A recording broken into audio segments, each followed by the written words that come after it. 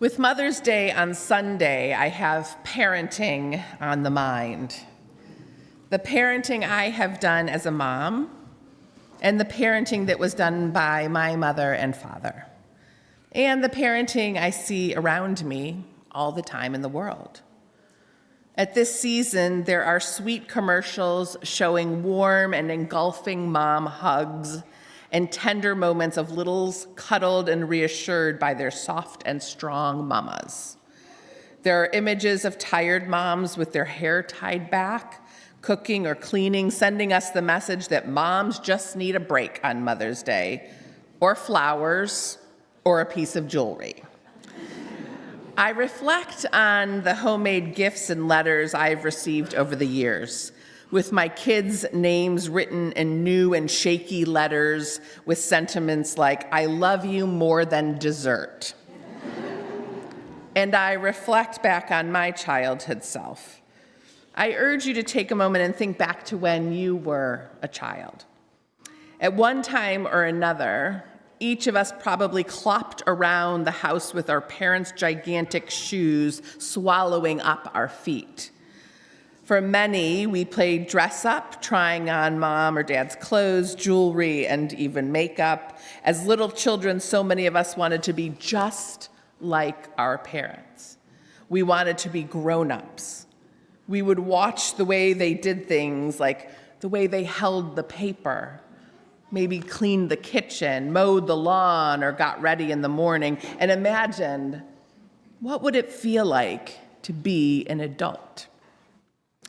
We yearned for the day when we would get to decide for ourselves if we had eaten enough dinner to get dessert and when it was time to stop playing.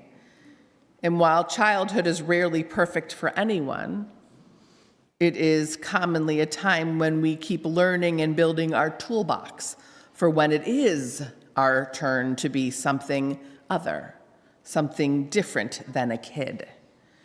If you're anything like me, there are times when it seems surreal, strange, and even impossible that you are an independent adult, and that all of those times that you wished and dreamt of being an adult has led you to where you are exactly in this moment. This Shabbat's Torah portion is a double portion, Achrei Mot and Kiddushim. It is one of the 7 designated Torah portions that, dependent on the number of Shabbats in a year, is either read as 2 separate portions or combined, like this year, to assure that the entire Torah will be read over the course of the year. While this double does hold a lot of important and interesting information, chief among it is the Holiness Code, this material that is among the most often read and quoted and is in the Torah portion that's read actually on Yom Kippur afternoon. Every time I read this portion, I'm struck by its opening verses. The Lord speaks to Moses and says, "Speak to the whole community of Israel and say to them, 'You shall be holy, for I, the Lord, am your holy.'" For upon first glance, and reading it seems rather unimpressive. But what's extraordinary emerges with a deeper and more careful reading. Notice that Moses is not addressing the priests or tribal heads or just the men or just the adults. Moses speaks to the entire community, men and women, the elderly, middle-aged, adolescents and children, learned and untutored, wealthy and poor.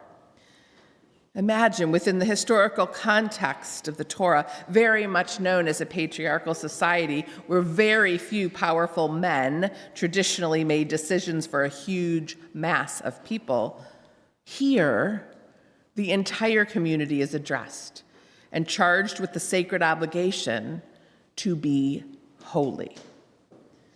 Every single one.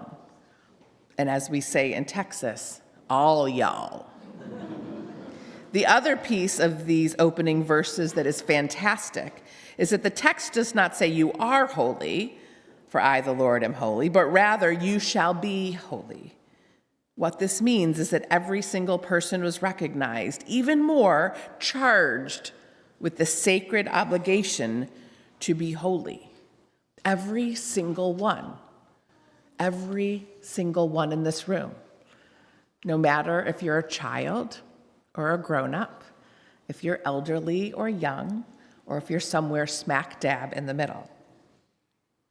So what does it mean to be holy?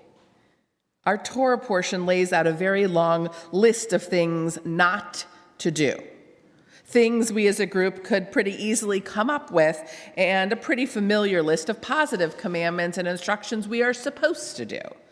We are told to be holy, we must show reverence for our parents, leave the corners of our field and some fruit on the vineyard for the poor and the stranger.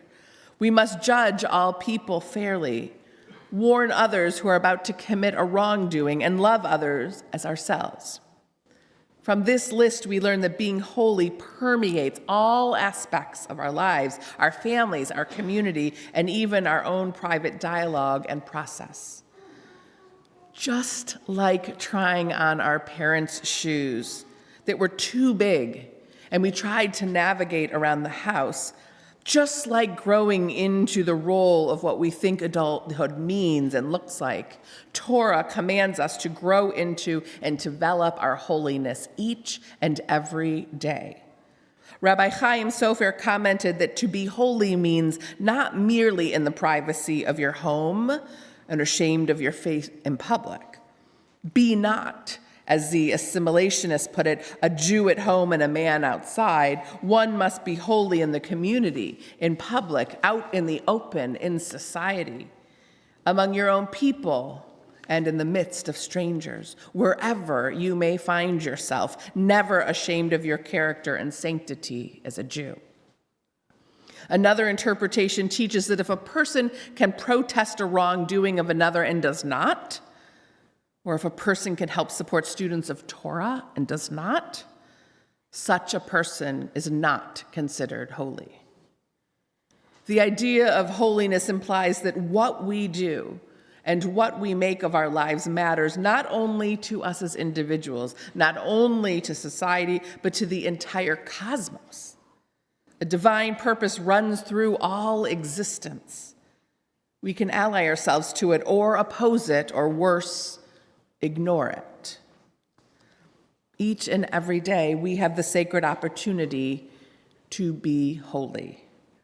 The way we keep our homes, the way we interact with our colleagues, the spirit with which we do our work are all possible paths towards holiness, even in the whole or mundane everyday world.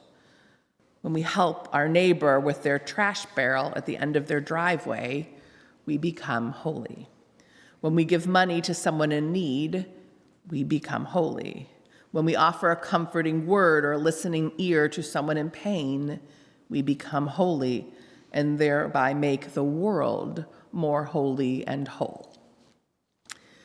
There is a powerful mystical tradition that teaches that during the creation of the world, a holy vessel shattered, spreading shards throughout the world. Every time that we perform a mitzvah or an act of tikkun olam, repairing the world, we help to mend the broken pieces and restore shalem, or wholeness, to the cosmos. Let us truly be partners with God in the ongoing work of creation and restoration, each in our own way striving to be holy. Shabbat shalom.